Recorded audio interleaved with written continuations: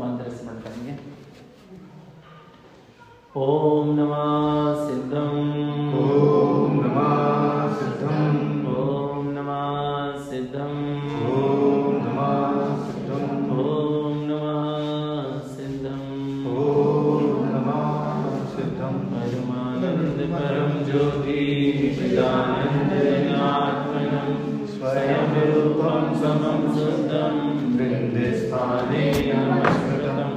ओंकार ध्वनि अपारा वाहन अक्षर गर्वित सारा चारों वेद शक्ति है जाकी ताकी महिमा जगत प्रकाश आत्म तत्व रहस्यज्ञं महामन्यं जगत गुरु प्रचंड धर्म सूर्यं वंदे श्री गुरु तारणं, वंदे श्री गुरु तारणं। बोलिए जैनेंद्र भगवान की जय हो, भगवान महावीर स्वामी की जय हो, भगवान के समव शरण की जय हो, विकास धर्म की जय हो, अहिंसा परमो धर्म की जय हो, वाणी मातेश्वरी की जय हो, परम पूज्य चार प्रवर श्रीमद जिन धारण करण मंडलाचार्य जी महाराज की जय हो, चौदह ग्रंथाधिराज की जय हो, शुद्धात्म देव की जय हो, उत्तम ब्रह्मचर्य धर्म की जय हो, उत्तम संयम धर्म की जय हो।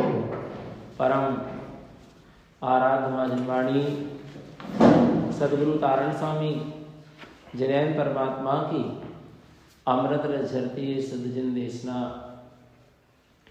सदगुरु देव हम जगत के जीवों को अपनी निज आत्मा का सत्स्वरूप दर्शा रहे हैं, क्योंकि जीव ने आज तक अपने सत्स्वरूप की पहचान नहीं की है। मोक्ष का जो मार्ग है अर्थात सच्चे सुख का मार्ग, अनंत सुख का मार्ग, शाश्वत सुख का मार्ग, ये जो मार्ग है वह मार्ग बहुत सरल है, बहुत सरल है और सीधा है, पर जीव को इस मार्ग की रुचि नहीं है। क्या नहीं है? रुचि नहीं है, इसलिए जीव को ये मार्ग कठिन लगता है। जब तक हमको किसी भी चीज की रुचि नहीं होगी, जिसको किसी चीज की रुचि नहीं है तो वो काम उसको कठिन लगता है, और जिसको जिस कार्य की रुचि है और रुचि के साथ अभ्यास है तो वो कार्य कैसा लगता है? सरल लगता है। रुचि और अभ्यास कार्य को सरल कर देते हैं। जीव की अनादिकाल से रुचि पर की रही, संसार शरीर भोगों की रही, पांच इंद्रियों के विषयों की रुचि रही, तो वो काम कैसे लगते हैं? सरल, और उनका अभ्यास भी है। संसार के कार्यों का जीव को, संसार शरीर विषय भोगों के कार्यों का जीव को अभ्यास भी है और रुचि भी है, तो वो काम बड़े सरल लगते हैं। और जो मोक्ष का मार्ग है वो जबकि बहुत सरल और सहज है, पर उसकी जीव को रुचि नहीं है, इसलिए वो काम कैसा लग रहा है? कठिन, और अभ्यास भी नहीं है, आ रहा है। और मोक्ष का मार्ग ऊर्ध्वगमन की ओर ले जाने वाला है, ऊपर की ओर, और ऊपर की ओर चढ़ने के लिए मेहनत लगेगी, पुरुषार्थ लगेगा। क्या करने के लिए? ऊपर चढ़ने के लिए, आ रहा है। और ऊपर से नीचे आने के लिए कोई पुरुषार्थ नहीं लगता, आ रहा है। पानी को ऊपर चढ़ाना पुरुषार्थ लगेगा, और नीचे गिराना है तो ऊपर से लड़खा दो, आ रहा है। ऐसे ही मोक्ष का मार्ग ऊपर पर है सरल, पर जीव समझ नहीं पा रहा कि वास्तव में मोक्ष का मार्ग है क्या। अपनी निज आत्मा का ही श्रद्धान, अपनी ही निज आत्मा का ज्ञान और अपने निज आत्मा में ही लीन हो जाना ही तो क्या है? मोक्ष का मार्ग है। नहीं है ना? सम्यक दर्शन ज्ञान चारित्र ही तो मोक्ष का मार्ग है। आत्मा ही में तो लीन होना है, आत्मा ही को तो जानना है, पहचानना है, अनुभव करना है, उसी में समाना है, और मुक्ति मिल जाएगी। परंतु जीव अपने आत्म स्वरूप को भूलकर और छोड़कर बाहर में सारा पुरुषार्थ कर रहा है, और इससे जीव अपनी आत्मा से जितना जितना जीव पर में पुरुषार्थ कर रहा है उतना उतना जीव अपने स्वभाव से दूर होता चला जा रहा है। इसलिए अंतरंग का पुरुषार्थ करो, और जो मनुष्य पर्याय मिली है, तो अभी वर्तमान में अपन को क्या करना चाहिए? अभी वर्तमान में ऐसा कौन सा कार्य कर लें जिससे हम सुरक्षित हो जाएं, कम से कम दुर्गति में तो ना जाए, पुनः निगोद तो ना जाए। दुर्गति और निगोद से यदि कोई बचाएगा, नरक त्रियंच गति दुर्गतियों से, निगोद आदि से कोई बचाएगा, तो वो बचाएगा सम्यक दर्शन। दोबारा पंचम काल में भी ना आना पड़े। अपन दिनों दिन पंचम काल की स्थिति देख रहे हैं, तो उसके लिए क्या करें? सम्यक दर्शन को धारण करें। और सम्यक दर्शन माने निज आत्मा का अनुभूति युक्त श्रद्धा, अनुभूति युक्त श्रद्धा। मैं आत्मा हूं, ऐसी मुझे क्या होना चाहिए? अनुभूति होना चाहिए और श्रद्धान होना चाहिए कि मैं ज्ञानमयी चैतन्य तत्व भगवान आत्मा ही हूं। और एक समय की आत्म अनुभूति 58 लाख योनि को छुड़ा देती है। एक समय की आत्म अनुभूति से जीव को नाना प्रकार की दुर्गतियों में नहीं जाना पड़ता। माने एक आत्म अनुभूति सम्यक दर्शन जीव को की सुरक्षा है। और यदि साथ में संयम धारण कर लिया, तो हम तो निश्चित हो गया कि जीव अब दुर्गति में जाएगा ही नहीं। संयम भी परम आवश्यक है। सम्यक के साथ क्या? संयम। सम्यक दर्शन के बाद संयम वह नहीं ले पाता। कौन नहीं ले पाता? जिसे नरक गति का बंद हो जाता है। सम्यक दर्शन होने के पहले यदि किसी को नरक गति का बंद हो गया है, तो उसको जब सम्यक दर्शन होगा, उसके बाद उसको संयम लेने के भाव भी नहीं होंगे और वो संयम ले भी नहीं पाएगा। कदाचित भाव भी होंगे तो भी नहीं ले पाएंगे, क्योंकि उसको नरक गति का बंद हो गया। और जिसको कोई गति का बंद नहीं हुआ और यदि सम्यक दर्शन हुआ, तो नियम से वो संयम लेगा। उसके संयम लेने के नियम से भाव भी होंगे और वो नियम से संयम को भी धारण करेगा, निश्चित है। सम्यक दर्शन होने के बाद उत्कृष्ट से उत्कृष्ट परिणाम होते हैं।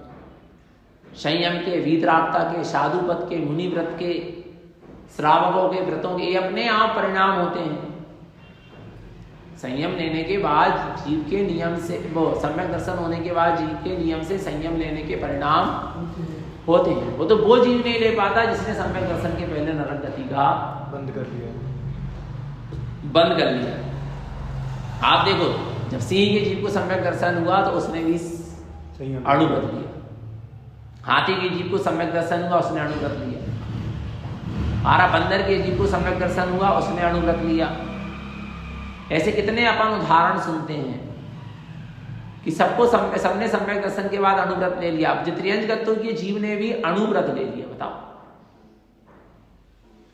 आरा झरनों का पानी पीते थे, जहां सूर्य की किरण पड़ती थी वो पानी पीते थे, सूखे पत्ते खाते थे, उनके लिए वही भक्ष है। रात्रि भोजन नहीं करते थे, मांस खाना छोड़ दिया। आ रहा है वो हाथी, तो देखो ना, जब जंगल में आग लगी तो हाथी क्या हो रहा था? भाग रहा था। पर जैसे ही उसने हाथी की निगाह नीचे गई, उसने जैसे ही पैर उठाया अपना हाथी ने, तो उसके हाथी के पैर के नीचे बहुत सारे जीव क्या हो गए? छोटे छोटे जीव क्या हो गए? आके छुप गए। आ रहा है डर के कारण। तो हाथी ने ये सोचा, यदि मैं पैर नीचे रखूंगा तो ये जीव क्या हो जाएंगे? मर जाएंगे। विचार करना, उसने पैर नहीं रखा। आखिर उसके प्राणों के का अंधा, और उसने पैर नीचे नहीं रखा। आ रहा नहीं आ रहा? एक करुणा, एक दया, एक अहिंसा का परिणाम, जीवों की रक्षा का परिणाम, ये सम्यक दृष्टि को आए बिना रहता ही नहीं है।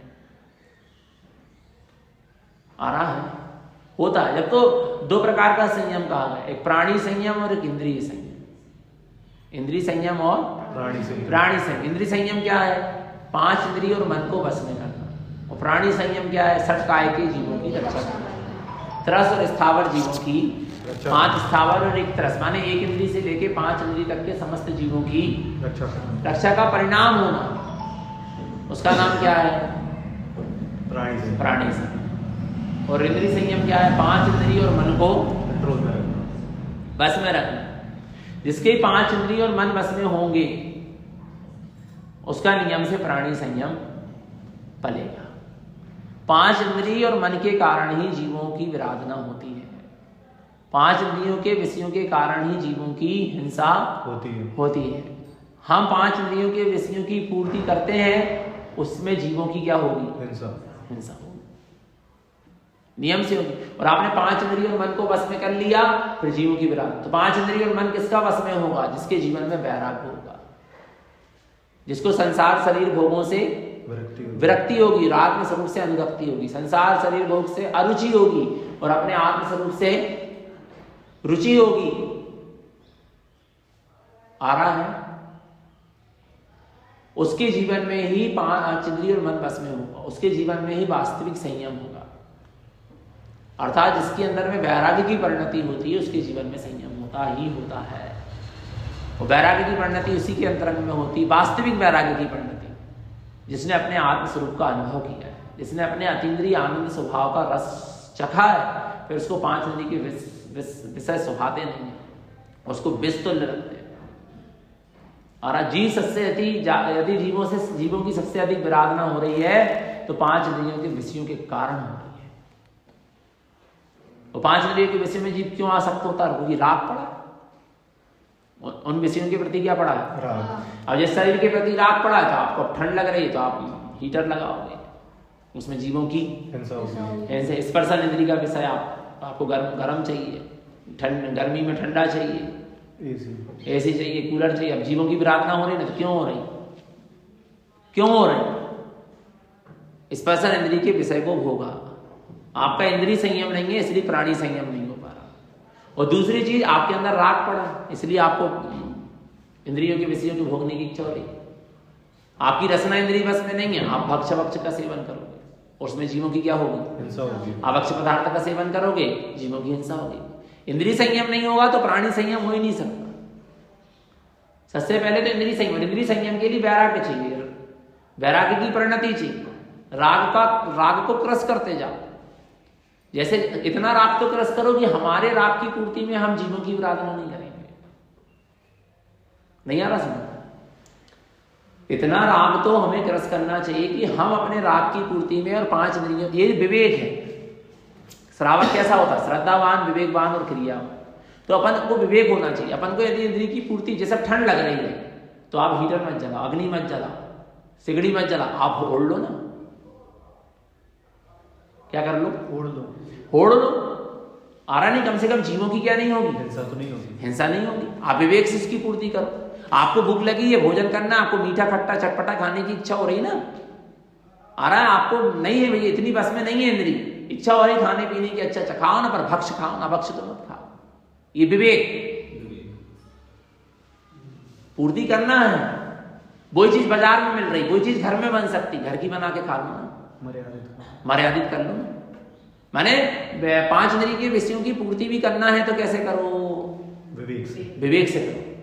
सम्यक दृष्टि ज्ञानी भी गृहस्थ अवस्था में रहता, जब तक गृहस्थ अवस्था में तब तक किसी ना किसी इंद्रिय के विषय का पोषण होगा, पर वो विवेक पूर्वक करता है। आ रहा नहीं है? क्योंकि वो राग में अंधा नहीं है, मोह में अंधा नहीं है, विषयांध नहीं है। 5 इंद्रियों के विषयों में वो अंधा नहीं है कि अंधाधुन नहीं। आ रहा भगवान? अब देखो कितना बड़ा विवेक है कि यदि अपने जीवन में हम पूर्ण ब्रह्मचर्य नहीं ले पा रहे हैं तो श्रावक के लिए आया कि तुम ब्रह्मचर्य अणुव्रत लो। नहीं कर पा रहे आप इंद्रिय को बस में, स्पर्शन इंद्रिय को पूर्ण रूप से बस में, तो कम से कम क्या कर लो? अणुव्रत ले लो। स्व स्त्री और स्व पुरुष के अलावा किसी का भोग नहीं करेंगे। ये भी तो विवेक की बात होगी ना। कम से कम और का दोष तो नहीं लगेगा। विवेक पूर्वक 5 इंद्रियों के विषयों को भोगो। नहीं आ रहा?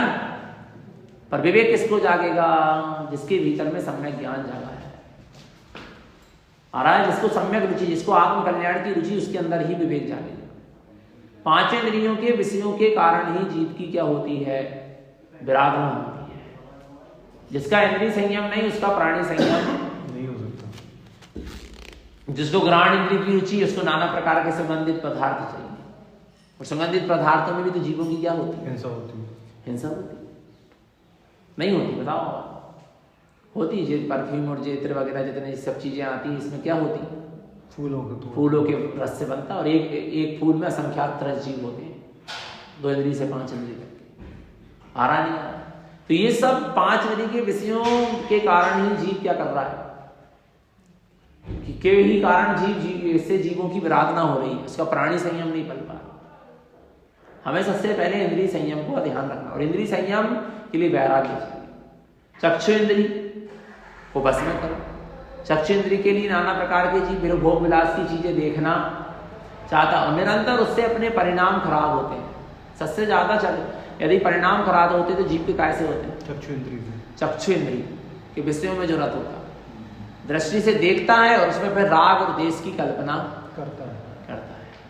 नहीं यार, कोई भी चीज को देखा जीव ने, फिर उसमें क्या होंगे? उसको नियम से राग होगा या द्वेष होगा। आ रहा नहीं, और राग द्वेष होगा तो भाव हिंसा तो हो ही गई, अपनी आत्मा की हिंसा तो वही, अपने आत्मा का घात हो गया, मैंने अपनी आत्मा में कर्मों का बंध तो हो ही गया, नहीं हो गया। आ रहा नहीं आ रहा भगवान आत्मा?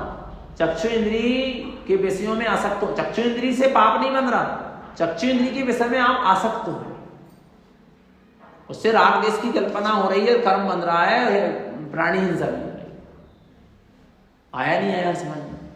ये बहुत छोटी छोटी चीजें हैं, पर अपन को विवेक पूर्वक कार्य करना चाहिए। कर्ण इंद्रिय आ रहा है, इनके विषय में जीव लगा रहता है, और एक एक इंद्रिय के विषय में आसक्त होकर जीव अपने प्राण गंवा देता है। हाथी स्पर्शन इंद्रिय के विषय में आसक्त होकर प्राण गंवाता है, मछली रसना इंद्रिय के वशीभूत होकर अपने प्राण गंवाती है, भोरा घ्राण इंद्रिय के वश में होकर अपने प्राण, भोरा को इतना विषयासक्त होता है वो कि कमल पुष्प काय में कमल पुष्प में वो शाम को क्या करता है? दिन भर बैठा रहता है और उसका रस क्या करता है? चूसता रहता है, और रात हो जाती है तो कमल क्या हो जाता है? वो भोरा जो लकड़ी में छेद कर देता है, लकड़ी काष्ठ में भोरा में इतनी शक्ति होती है कि वो काष्ठ को भी छेद कर देता है, पर वो इतने कोमल कमल के फूल को छेद करके बाहर नहीं निकल पाता, और उसी में उसका रस पीते पीते उसी में मर जाता है, पर उसको छेद के क्या नहीं हो पाता? बाहर नहीं आता। विषयों में इतना आसक्त, ऐसे तो ये जीव भी आसक्त हो, ये 5 इंद्रियों के विषयों में इतना आसक्त हो गया, इतना आसक्त, जबकि इनको छोड़ के वह वीतरागी हो सकता है, अपने आत्मा में लीन हो सकता है, मुक्ति को प्राप्त कर सकता है, इतनी क्षमता है क्या नहीं आत्मा में अपनी, परंतु विषयों के रस में इतना रसिक हो जाता है, इतना रस होता है कि वो वहीं पर मर जाता है, विषयों में रत होते हो। भोरा घ्राण इंद्रिय के विषय में वशीभूत होकर अपने प्राण गंवा देता है। पतंगा चक्षु इंद्रिय, पतंगा देखो लाइट और दीपक के पास बार बार आता है, उसमें आसक्त होकर अपने प्राण गवा देते, और हिरण कर्ण इंद्रिय के विषय में वशीभूत होकर अपने प्राण गवा देता है।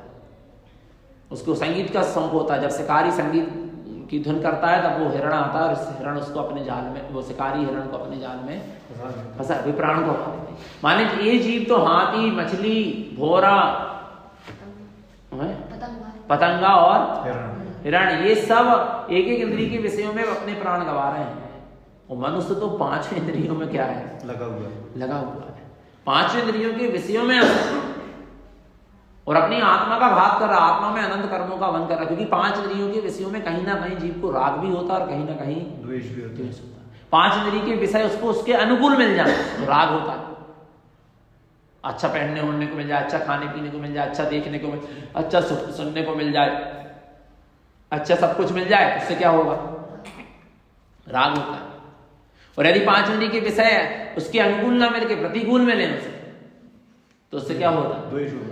द्वेष होता है, राग द्वेष करके निरंतर कर्मों का बंद करता है, और इन्हीं 5 इंद्रियों के विषयों के कारण जीव अनंत जीवों का घात करता है।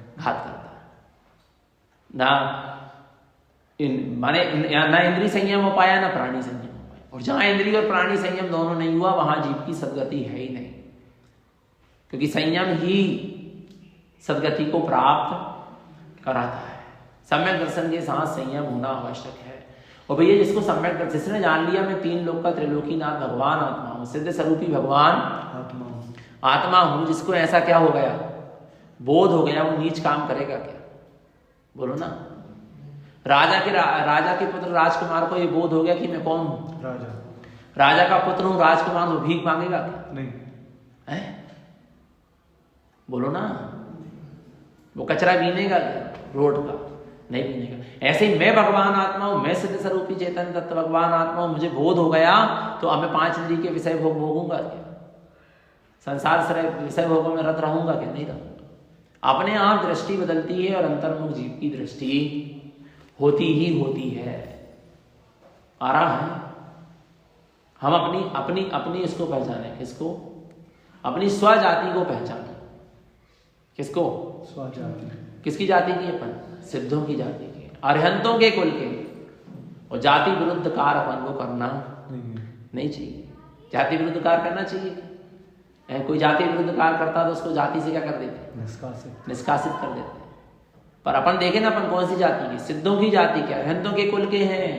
हमारे कुल की परंपरा क्या है? सम्यक दर्शन ज्ञान चारित्र की साधना, सम्यक की साधना, संयम की साधना, तप त्याग तपस्या की साधना, विषय भोग राग देश कसाय मोह, ये मेरे कुल और जाति की परंपरा नहीं।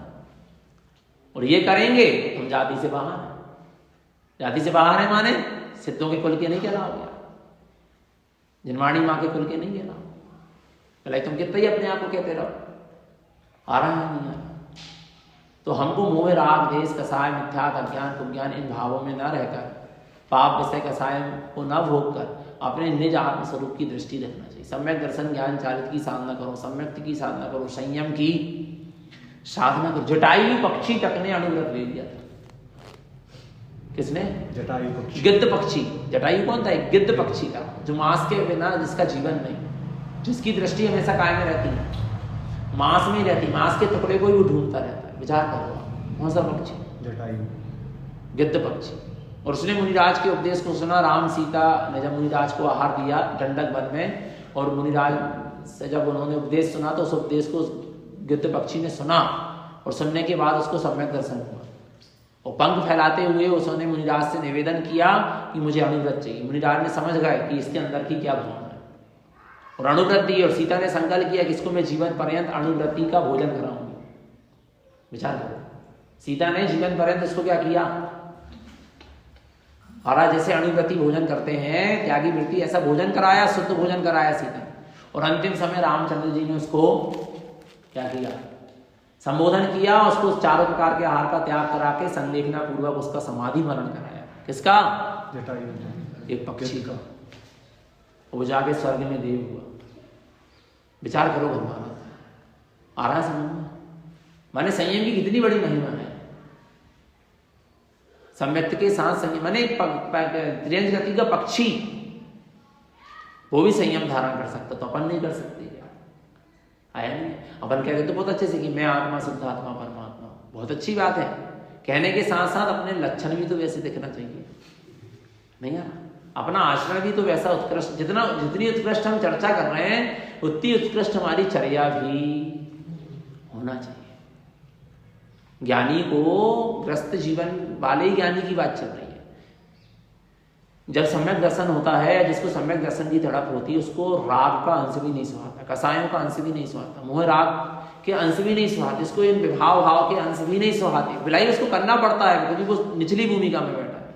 होते हैं उससे, करता नहीं है पर वो उससे होते हैं कर्म के उदय के कारण, पर वो कुछ नहीं चाहता। वो तो यही चाहता कि कम में जल्दी से जल्दी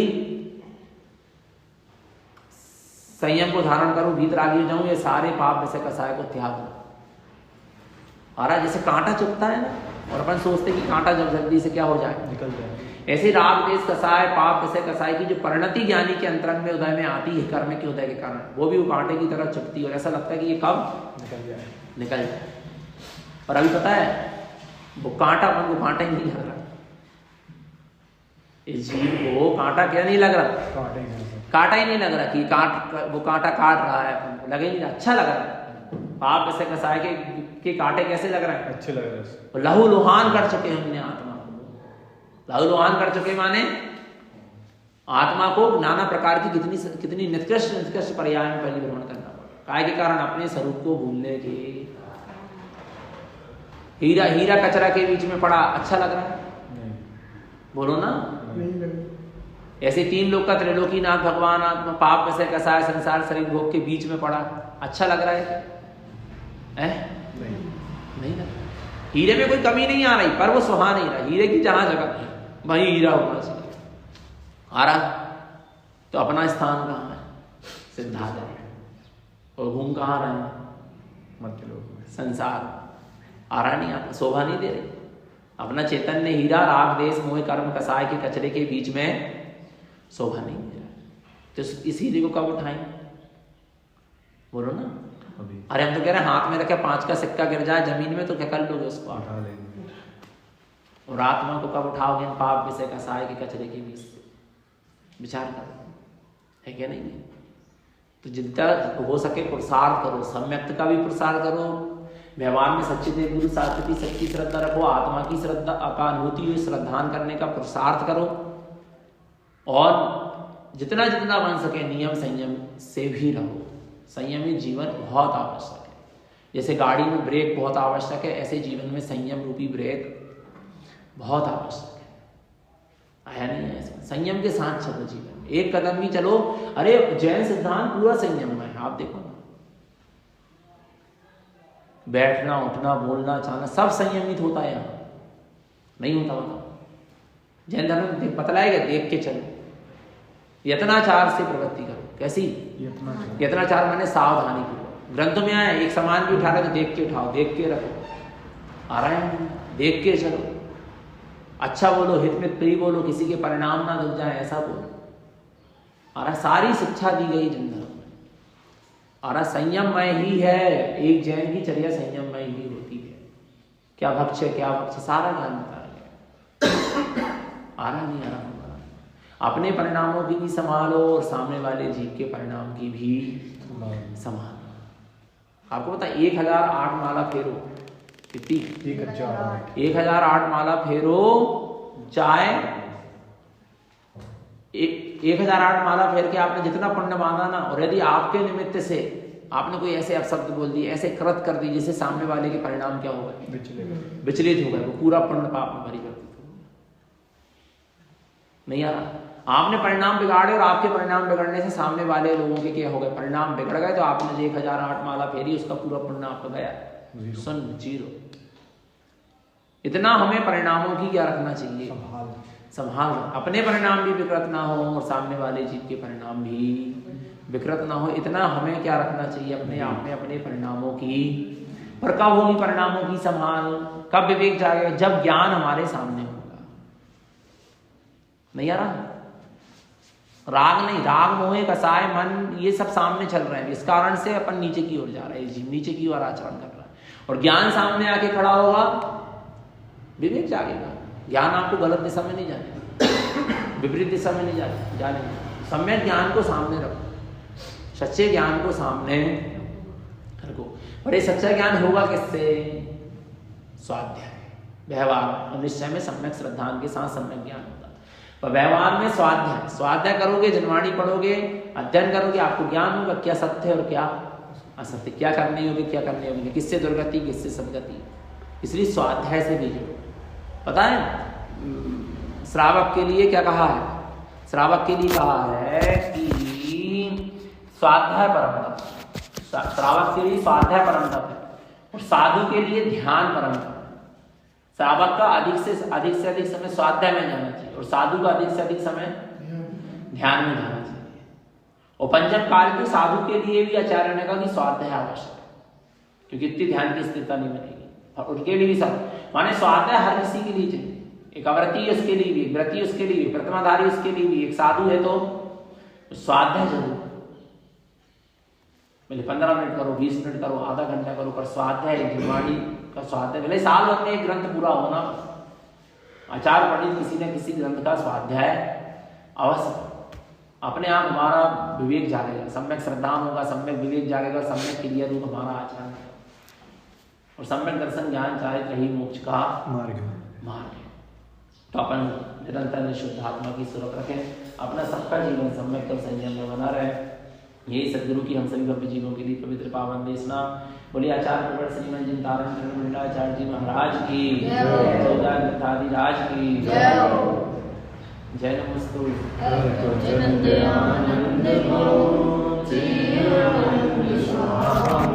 परम तत्व पद विंद बहु नमयो से